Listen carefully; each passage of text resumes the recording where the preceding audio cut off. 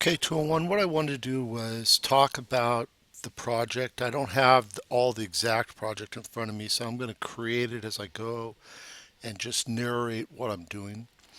Before I do, I wanted to spend a moment to talk about the test bench.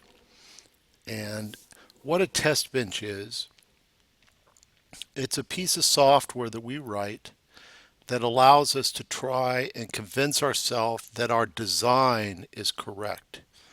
In this example, our design is a multiplexer, a 2-to-1, 1-bit wide multiplexer. So we use our tools to design the design, but before we commit to a board, what we want to do is we want to convince ourselves that our design functions the way we expect it to. In order to do that in the scheme or the system that we use to do design, we need to create a test bench. And the test bench's responsibility is to switch the inputs to our design and to allow you then to verify the outputs. For us, what we're doing now is we will observe the outputs on the waveform display of the simulator. So in our design, this will be created with a schematic using Gates. This will be created using the language Verilog, which will generate the stimulus to our design. So now what I want to do, I want to launch the ISE. And what I'm going to do once this guy opens up,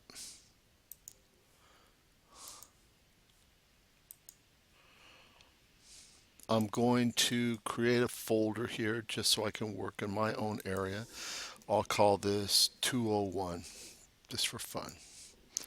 So now what I want to do, I'm going to get rid of this. I want to close the project that's up. Now I'm going to have a new project and I'll call this Gates201. And where I want to place it, I want it on my desktop in 201. Now the top level source for us is schematic. As we move through the semester, even on our next project, the top level will be HDL, which is a hardware development language, which is what Verilog is. But for us, we're going to start with a schematic. Then the next thing you have to make sure is that the device, the package, and the family are all correct. If you're ever confused, you can look on the cover of the box that I gave you. And the only thing you'll find is that I think the S is different. So the name is a little different in that there's a letter added or subtracted, but this is the option you want. XC6SLX16, then for the package CSG324. Now, when we do our design, we want to say new source. And in this case, our source is a schematic. So we're going to call it Gates 201. And we want to make sure it says add to the project. So now the tool will open up the schematic tool to allow us to do our data entry. And what we're going to do is we're going to choose cells from the library to allow us to perform our design. So on the options page, we're going to choose symbols. You can see there's a whole variety of devices to choose from. For us, what we're going to do is just use a search. Now, we've seen that our design has two AND gates, an OR gate, and an inverter. So let's look for the AND gates. So I want an AND 2. So I'm going to select and to. When I come to my screen, I can just click two of them down. Now anytime, see, it stays in this mode. Anytime I want to get off that mode, I can click the arrow and I'm off that mode. That allows me to do something else. And as with most of us, it's nice to have things set up in a neat way. Now I want to do another symbol. This time I want an or to. And so I select the or to. Oops, sorry. Or to. Select the or to. If I come over here, I can place them down. Now, the only guy I don't have is my inverter. So let's see if there's an inverter. There is. And I'm going to put him here. So now we have our symbols down. Now we want to perform the interconnection. So to perform the interconnection, I choose this option, which is add wire. Now notice when I come over, I have an X. When I get over a node, he lights up. So you see those little four dots. I click and drag till his four dots light up. Now I have a connection. Now this is going to be one of our inputs. I'm just going to bring him over to there. So right now he's not connected to anything. But we do want our select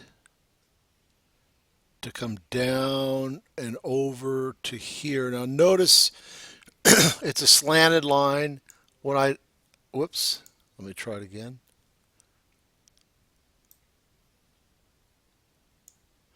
When I draw it, that dot tells me those two lines are connected, and it snaps in and tries to give you a nice representation. Now I'm going to add another guy here.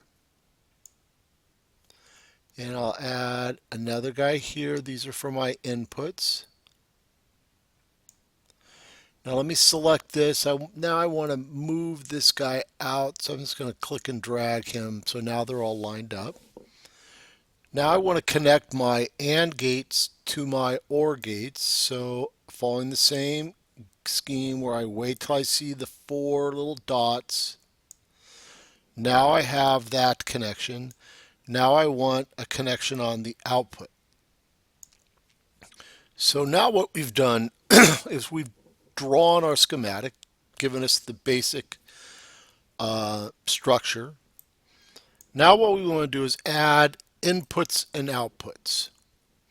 Now I can tell it I want an input marker, or I can let the tool choose for me. In this case, I'm going to let the tool choose for me. I come to here, get my four dots, click, and I get an input. My four dots, click, get an input. Four dots, click, get an input. Now I can come to my output, click, and now I get an output. So pretty easy to add the inputs. I'm going to reduce this a little bit. Now I want to add the names. So the name I want, the first I want is select. So I'm going to click on that line to give me select, and you can see that the input is now named select. I'm going to choose A. He's A. Choose B. He's B. Now for my output, I'm going to call him Y. He's Y. So what I have now is I have the schematic that will perform the functionality that we want. So now what I'm going to do, I'm going to save it. And now I'm going to return back to my start menu. Actually, I want design, sorry.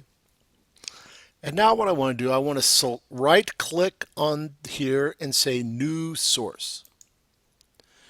This time we've talked about it. So their vocabulary, they call it a test fixture. I call it a test bench. So we're going to call it Gates201 underscore TB for test bench. We want to add it to the project. I'll say next. It says, do you want to associate it with this design, Gates 201? I say, of course. So I say yes. And now I finish. So he now gives me a template for my design. We can blow off the if defs. Now we're into the Verilog world that we experienced before. So now we want to cause the inputs to our design to switch. So notice our variables, our inputs, are defined as registers because I can assign a value to them, and it will retain that value until I need to switch it. And my output is defined as a wire because there's nothing in my test bench that will assign a value to that. The value is being assigned by the design itself. So we start off, all of our inputs are 0. So what we want to do is switch one of the inputs. So we'll say A equals 1. And before we do that, I want to say wait 10. So I say wait 10 nanoseconds, switch A to 1. Now I'm going to wait 10 more nanoseconds and switch B to 1. So we can see once we run it who is controlling, what select is controlling A or B. Now what I want to do is I want to wait 10 more. Now I'm going to return A to 0. I'm going to return B to 0. And now I'm going to switch select. So now I want select to equal 1. So now I'm going to wait 10 nanoseconds. I'm going to set A equal to 1. Then I'm going to wait 10 more time units, and then I'm going to set B equal to 1. And now what I want to do, I'm going to wait for 10 more time units just so we can see it, and I'll return everything to 0.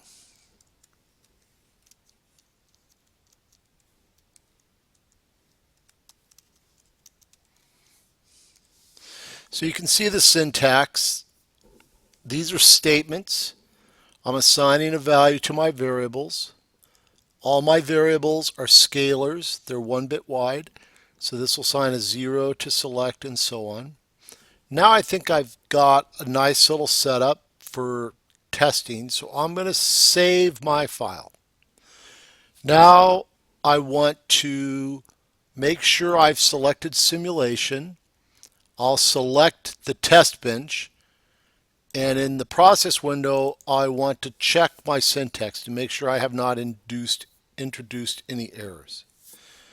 Now what I want to do is I want to run my simulation. And do that by double clicking. So what's going to happen, the test bench will apply the stimulus to our device under test, and we'll be able to observe it. Now a little bit about the tools. The tool automatically comes up and runs the simulation for 1 microsecond. So when you initially come up and you look at the display, you go, oh man, I don't see anything. But it's because we're out here at the end of that 1 microsecond. And if you add up all the tens of nanoseconds we used, it's nowhere near a microsecond. But to get a feel, you can use these buttons, which says zoom to full, zoom out, zoom in. So let's zoom to full first. Now I can see, oh, there is where all my switching is taking place. So I click the cursor. Now I want to zoom in, and I'm zooming in to the region here. Now, the next thing it is, I like to arrange the output so I have my inputs on top and then my output on the bottom. So I can select Y, drag him down to the bottom. So let's see what's going on here. So I need to zoom out one. So when everybody's low, select's low, A's low, B's low, I don't know who's showing up on Y. But I can see when I set A with my select as 0, my output follows A. So I know when select is a 0, Y equals A. When I switch my select to a 1, then I switch A, notice nothing happens on the output. It's not until I switch B that I see on the output. So the behavior of the circuit is when the select is a 0, Y follows A. When the select is a 1, Y follows B. So that is a simple walkthrough of the exercise up to the point in time where we have to create the file for programming the board. And unfortunately, I've run out of time. I have to go to class.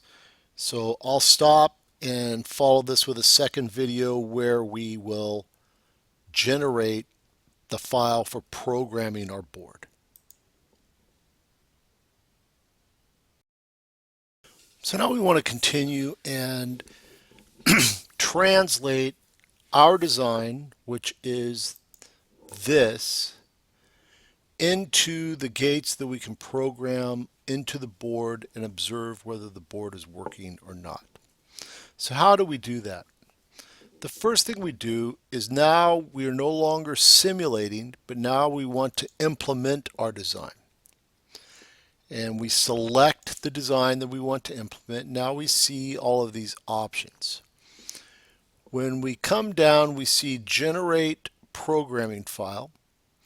The first thing I'd like you guys to get in the habit of is when you first start, right-click on Generate Programming File, select Process Properties. Then select the startup options and change C clock to JTAG clock. And we can apply, we can say OK. Good enough.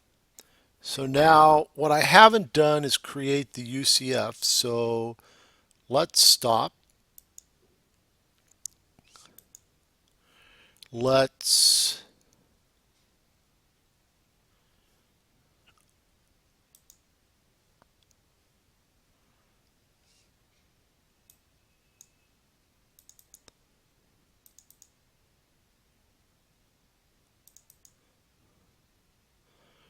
Nexus 3 master. So I want to copy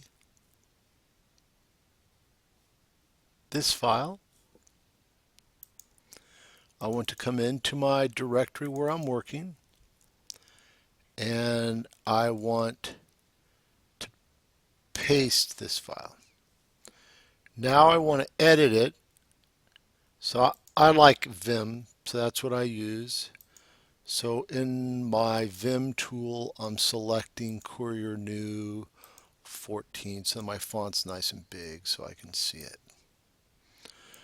So now what we want to do, we want to first find the switches.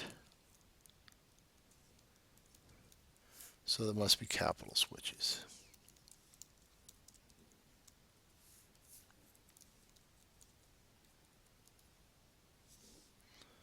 Let's see what they call them.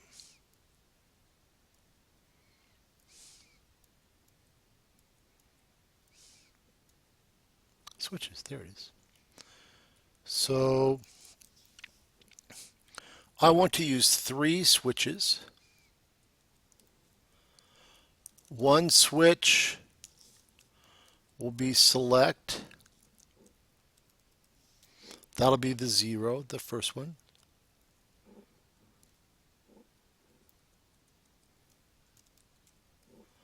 One switch will be A. One switch will be B. So those are our switches. Now for the LEDs, we want to use LED 0, and this is going to be our Y. So now what I have Y. Now what we're doing here in the UCF is we're telling the tool that we want the Y of our mux to come to this pin. And it turns out this pin is connected to LED 0. So that's all been done for you. So now I can save this. Now I can return back to our design tool. Now what I want to do, I want to add my UCF. So I'm going to say add, and it's the Nexus 3 master. Now if you want to, you can always edit it here. Double click. Let's come down and see if we can find, there's our LED for our output. There's the switches for our input. So I like that. It's exactly what we wanted.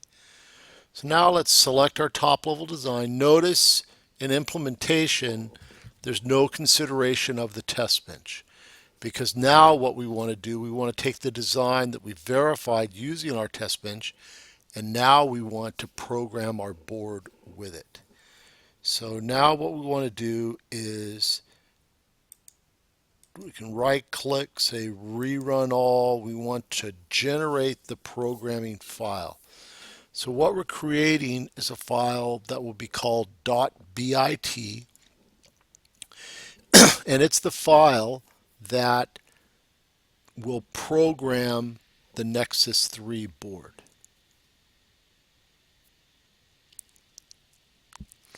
So it takes a moment or two. You may be encountering some issues. Hopefully you're not, but I think that this should run cleanly. And of course, I'm not going to be able to show you how to program it here until I have a video camera, but at least I'm walking you through all the steps that you should have done in the lab to be able to get to the point where you program the board. And if I have a little bit of time, so now it tells me he's generated the programming file. All the green checks are telling me, yes, we like what you've done. Great job. So now what we want to do, come back to our folder, look at our project. Now I can see I have a .bit file. So now what I would do, I would take the USB cable, plug it into my computer, and at the same time plug it into the board. Then I would go to Digilent. If you haven't done so, you may have to download it. I would open up the Adept tool. Now at this point in time I have no devices connected. That's why it says no devices connected.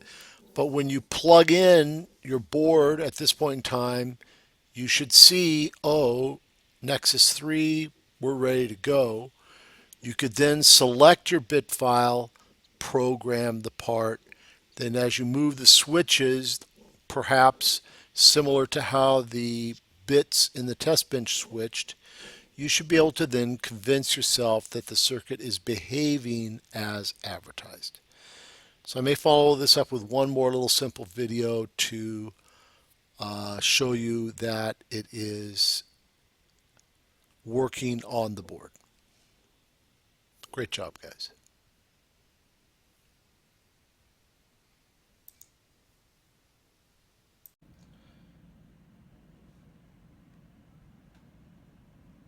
So now what we want to do is we want to program the board.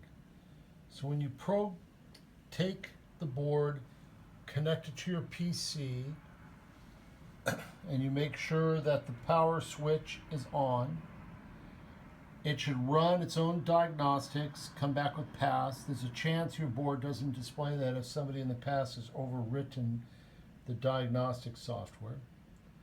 Then what we want to do is we want to go to the Digilent tool on our machine, select Adept. Notice now that the Adept tool recognizes our board. and gives you the option to browse for your code. So for us, I want to